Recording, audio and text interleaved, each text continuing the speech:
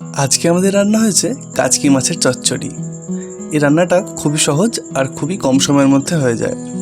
আমরা প্রথমেই কাচকি মাছগুলোকে ভালো করে ধুয়ে নেব। কাটা বা বাছার এখানে কোনো ঝামেলা নেই। তারপর প্রয়োজন মতো পেঁয়াজ কুচি করে নেব। এরপরই কড়াইয়ে দিয়ে দেবো সর্ষের তেল। এই চচ্চড়িতে মশলাও কিন্তু খুব সামান্য লাগে। কয়েকটা কাঁচা লঙ্কা, একটু জিরে গুঁড়ো, ধনে গুঁড়ো আর হলুদ গুঁড়ো। তেল একটু গরম হলে দিয়ে দেবো পেঁয়াজ কুচি। তারপর দিয়ে দেবো একটু লবণ। এতে পেঁয়াজগুলো তাড়াতাড়ি সেদ্ধ হয়ে যাবে। পেঁয়াজটা একটু ভাজা হয়ে গেলে মশলায় জল গুলিয়ে আমরা সেটা কড়াইয়ে দিয়ে দেবো। এরপর দিয়ে দেবো একটু টমেটো। মশলাগুলোকে ভালো করে কষিয়ে নেওয়া হচ্ছে। মশলা থেকে তেল বেরিয়ে গেলে আমরা ধুয়ে রাখা কাচকি মাছগুলো দিয়ে দেবো। কাচকি মাছ কিন্তু আজকাল রেগুলারলি বাজারে পাওয়া যায় না। এটা আমাদের এখানে গঙ্গাতেই লোকালি পাওয়া যায়। যেদিন জেলেরা ধরতে পারে সেদিনকে বাজারে বিক্রি হয়ে যায়। এই মাছ কিন্তু খুবই টেস্টি।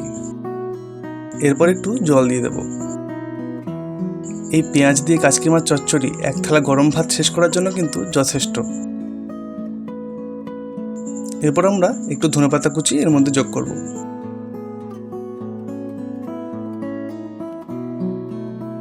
তারপর আর সামান্য ফুটিয়ে নিলেই আমাদের রান্না কিন্তু কমপ্লিট। তাহলে দেখলে তো কত তাড়াতাড়ি হয়ে গেল। তো কেমন লাগলো তোমাদের আজকের এই ভিডিও? এই ভিডিওটি ভালো লাগলে অবশ্যই লাইক করবে আর বন্ধুদের সঙ্গে শেয়ার করবে। আর আমাদের সাবস্ক্রাইব করতে ভুলো না কিন্তু। ভিডিওটিতে পাশে থাকার জন্য অনেক ধন্যবাদ।